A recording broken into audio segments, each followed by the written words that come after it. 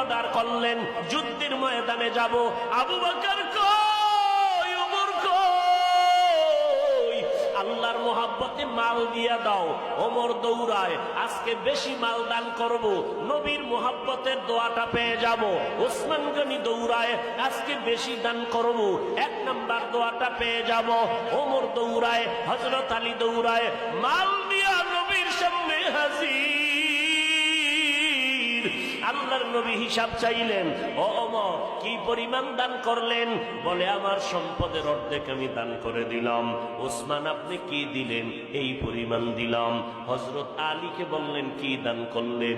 এই পরিমাণ দান করলাম। নবী শেষবারে বলেন, আবু বকর আপনি কি দিলেন?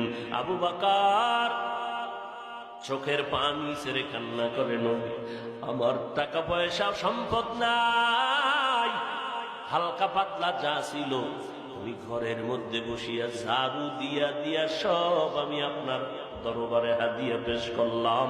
এখন আমার ঘরে কোনো মাল নাই, আমার আছে এখন আমার আল্লাহ আর আমার মদিনার নবী ছাড়া আমার কেউ নেই।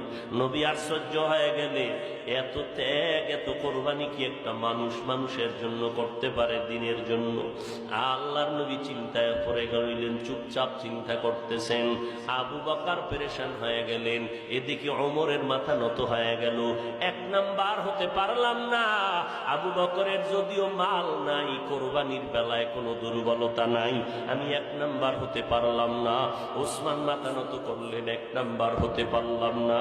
হযরত আলী চুপ হয়ে আছেন, 1 নাম্বার হতে পারলাম না। নবী চিন্তায় চুপ হয়ে আছেন। আবু বকর এই পরিমাণ অন্তর দিয়া দিল দিনের জন্য। দেরি নাই, হঠাৎ করে জিব্রাইল আমিন এসে হাজির হয়ে গেলেন। জিব্রাইল আইসা আমার নবীরে সালাম জানাইয়া কয়, ও পয়গম্বর,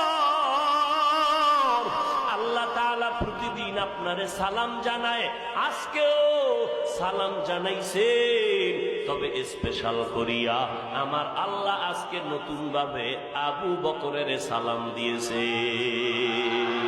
গুনাহ নিয়ে যদি কবরে যাও, ওই কবরে পোকামাকড় কই পাবি মশারির যুবক?